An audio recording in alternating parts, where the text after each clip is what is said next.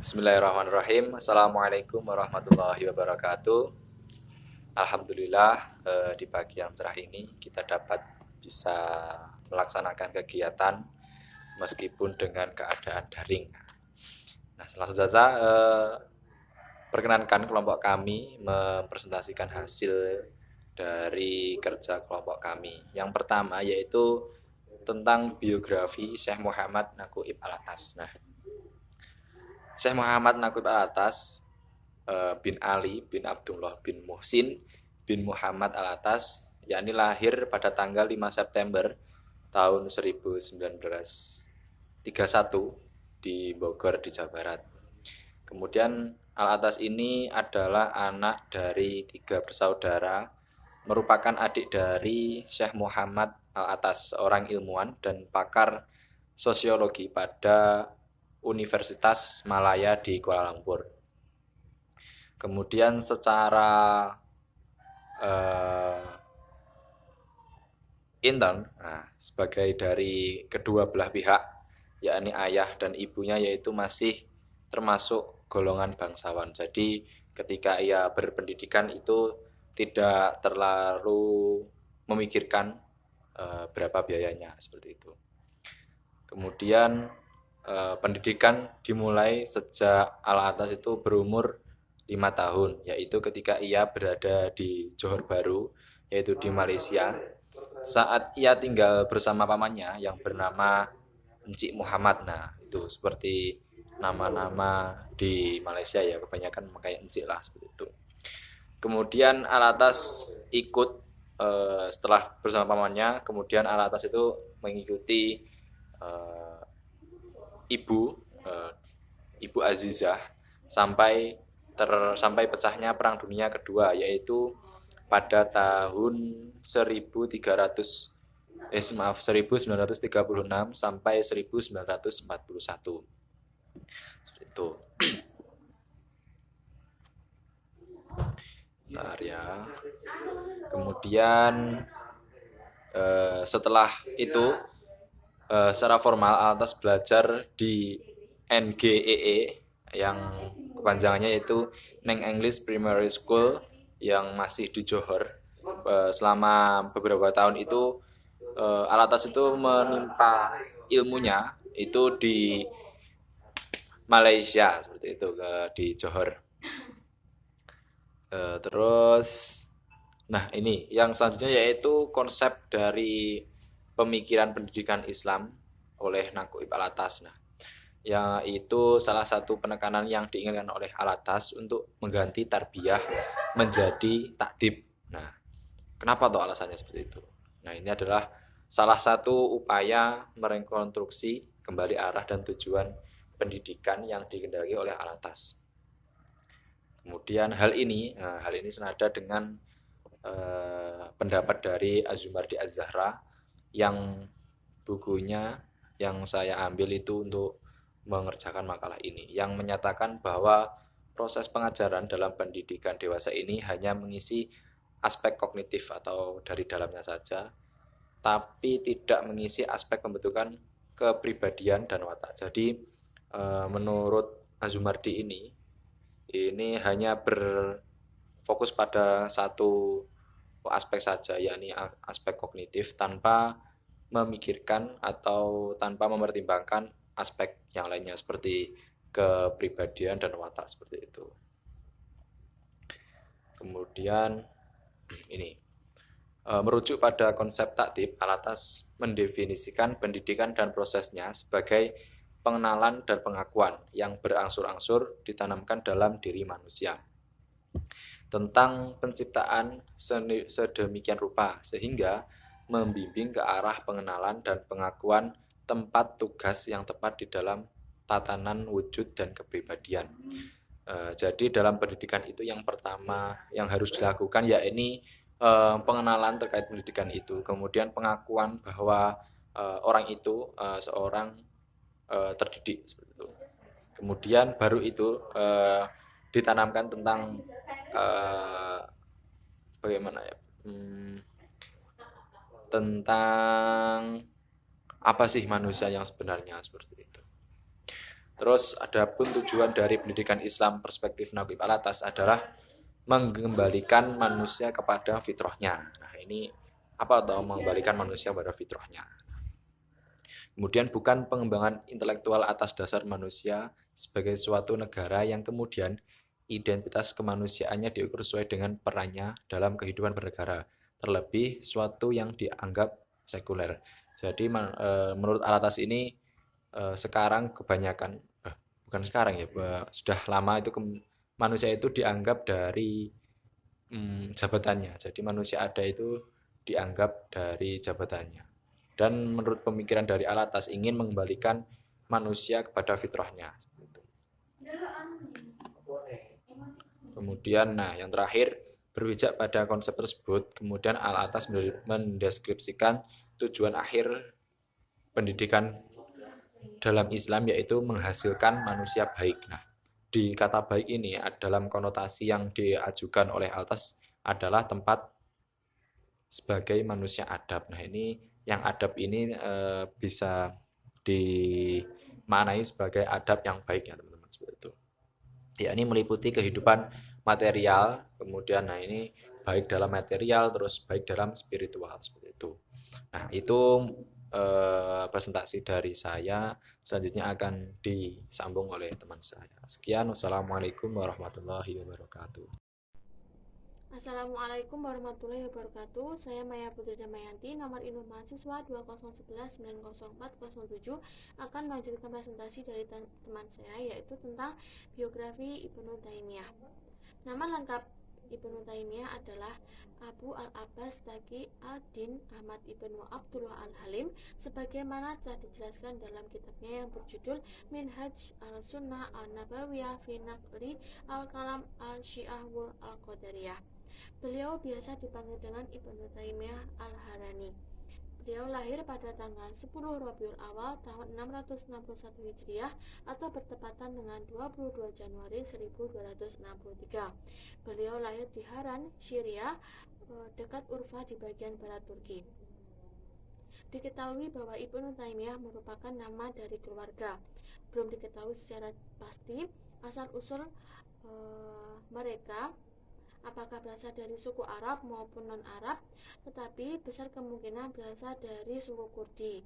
Pasalnya, bentuk dan tipologi suku Kurdi yang terkenal dengan pemberani, tegas, memiliki integrasi moral, dan kecerdasan yang luar biasa serta mengagumkan. Imam Taqi Ad-Din Ahmad yang biasa disebut dengan Ibnu Taimiyah, beliau memiliki sifat dan karakter seperti orang-orang suku Kurdi. Ayah Ibnu Taimiyah bernama Abdul Al-Halim Shihabuddin Ibnu Abdul Al-Halim Ibnu Abdul Al-Salam, yang mana juga menjadi tokoh mazhab Hambali yang pernah menjabat sebagai khatib di masjid besar terletak di Damaskus. Pada masa kecil beliau tergolong seorang anak yang jenius. Masanya pada umur 7 tahun, Ibnu Taimiyah sudah mampu menghafalkan Al-Quran. Hingga salah satu guru yang mengajar pada waktu beliau kecil mengatakan bahwa beliau memiliki kecerdasan hafalan yang luar biasa, di mana pada saat guru membacakan satu kali hadis yang mana hadis tersebut kurang lebih panjangnya 11 matan, Ibnu Taimiyah sudah mampu menghafal di luar kepala. Dari kecerdasan yang dimiliki oleh Ibnu Taimiyah dapat melahirkan karya-karya yang mengagumkan di berbagai bidang, yaitu seperti tafsir, hadis, fikih, siasah, ekonomi, filsafat, dan lain sebagainya. Dengan kecerdasan dan keberanian yang beliau miliki, hingga beliau menjadi seorang pemimpin yang besar, kemudian menjadi panglima perang, kemudian terkenal menjadi tokoh yang memiliki sifat pemberani, tegas, dan integrasi moral yang baik, dan serta kecerdasan yang luar biasa. Hingga pada akhirnya Ibnu Taimiyah wafat pada hari Senin, tepatnya 20 Zulqa'dah 728 Hijriah atau bertepatan dengan 20 September 1328 Masehi. Berikut adalah penjelasan tentang biografi Ibnu Taimiyah. Selanjutnya akan diterangkan dan disampaikan oleh teman saya. Di sini saya Lia Widya Singgusnya ini akan menerangkan tentang konsep pemikiran pendidikan Islam perspektif Ibnu Taimiyah. Dalam bidang pendidikan, pemikiran Ibnu Taimiyah meliputi aspek falsafah pendidikan, tujuan pendidikan, metode pendidikan, serta kurikulum pendidikan dan lain-lain. Yang pertama yaitu falsafah pendidikan. Dasar falsafah pendidikan Islam Ibnu Taimiyah adalah ilmu yang bermanfaat merupakan asas untuk kehidupan yang cerdas dan unggul. Lalu penggunaan ilmu secara baik akan menjamin kelangsungan hidup masyarakat. Menurut Ibnu Taimiyah, ilmu yang bermanfaat didasarkan pada asas kehidupan yang benar dan utama, yaitu ilmu yang mengajak kepada kehidupan yang baik serta diarahkan untuk Allah Subhanahu wa taala. Secara dasar falsafah ini dibagi menjadi dua, yaitu at-tauhid serta tabiat insaniyat atau kemanusiaan. Yang selanjutnya, tujuan pendidikan Islam menurut Ibnu Taimiyah dibagi menjadi tiga, yaitu pertama tujuan individu. Pendidikan Islam diharapkan membentuk muslim yang memiliki pribadi yang baik paripurna, yaitu seorang yang mampu berpikir, bekerja dalam berbagai sektor lapangan kehidupan. Yang kedua yaitu tujuan sosial. Pendidikan Islam harus diarahkan kepada terciptanya masyarakat ideal serta dengan ketentuan Al-Quran dan Hadis. Dan yang terakhir yaitu tujuan dakwah. Pendidikan Islam adalah mengarahkan manusia umat Islam agar siap dan dapat melaksanakan tugas dakwah. Yang selanjutnya yaitu kurikulum menurut Ibnu Taimiyah. Ibnu Taimiyah mengklasifikasikan ruang lingkup kurikulum ke 4 bagian. Yang pertama yaitu ilmu agama yang menyangkut tentang akidah Islam. Yang kedua ilmu akliyah, cakupannya seperti ilmu matematika, kedokteran politik. Dan yang ketiga ilmu aksariyah, yaitu ilmu yang diajukan Ibnu Taimiyah untuk menjawab kebutuhan zaman. Selanjutnya yaitu metode. Ibnu Taimiyah membagi metode pembelajaran pada 2 jenis, yaitu metode yang didasarkan pada pemikirannya mengenai hati. Jadi menurut Ibnu Taimiyah, hati merupakan alat belajar yang paling efektif dan tepat karena hati menjadi pusat pengendali anggota tubuh. Dalam metode ini dibagi menjadi 2, yaitu metode ilmiah. Metode ilmiah merupakan metode yang menggunakan pemikiran yang lurus dalam memahami ilmu, dalil, dan argumen. Metode ini didasarkan pada 3 hal, yaitu pertama, benarnya alat untuk mendapatkan ilmu, yaitu hati. Yang kedua, menguasai dengan sempurna yang dipelajari. Dan yang ketiga, mensejajarkan amal dan pengetahuan. Yang selanjutnya itu metode irodiyah, merupakan metode yang dapat mengantarkan seseorang pada pengalaman ilmu yang telah didapatnya. Tujuan utama metode irodiyah adalah mendidik pelajar agar tergerak hatinya untuk melakukan sesuatu yang diperintahkan Allah. Yang selanjutnya, pendidik. Jadi menurut Ibnu Taimiyah, seorang pendidik yang ideal itu harus memiliki beberapa kriteria, yaitu guru merupakan seorang khalifah, seorang yang mengkaitkan misi perjuangan Nabi dalam bidang pengajaran. Yang kedua, guru hendaknya menjadi panutan untuk muridnya. Ketiga, guru hendaknya menyebarkan ilmu tanpa main-main. Yang terakhir yaitu seorang guru hendaknya menambah dan menguasai ilmunya. Yang selanjutnya yaitu peserta didik. Kriteria peserta didik menurut Ibnu Taimiyah yaitu murid harus memiliki kriteria. Yang pertama, hendaknya murid memiliki niat yang baik, niat dalam belajar yang baik. Yang kedua, ikhlas. Ketiga, tulus dalam menuntut ilmu. Dan yang terakhir, murid hendaknya tahu bagaimana cara memuliakan guru. Mungkin cukup ini dari saya, ada kurang lebihnya saya maaf. Di sini saya akan menjalankan subbab yang terakhir, yaitu relevansi konsep pemikiran Nauqib al-Atas dan Ibnu Taimiyah pada pendidikan Islam di Indonesia. Baik, di sini saya akan menjelaskan tentang konsep pemikiran dari Nauqib al-Atas. Pendidikan Islam dalam perspektif al-Atas adalah suatu proses penanaman sesuatu ke dalam diri manusia yang mengacu kepada metode dan sistem penanaman secara bertahap sedemikian rupa sehingga membimbingnya ke arah pengenalan dan pengakuan terhadap Sang Kholik. Pengakuan merupakan tindakan yang bertalian dengan pengenalan. Pengakuan tanpa pengenalan adalah kebodohan. Dengan kata lain adalah antara ilmu dan amal haruslah saling beriringan atau berjalan beriringan. Ilmu tanpa amal adalah kesombongan, sedangkan amal tanpa ilmu adalah kesia-siaan. Kemudian dalam pendidikan Islam dijelaskan, hendaknya terlebih dahulu peserta didik itu diberi pengetahuan tentang dirinya atau tentang jati dirinya.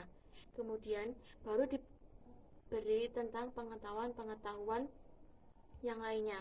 Dengan demikian, peserta didik akan mengetahui jati dirinya dengan benar, tahu dari mana ia berasal, sedang di mana dan mau kemana ia kelak.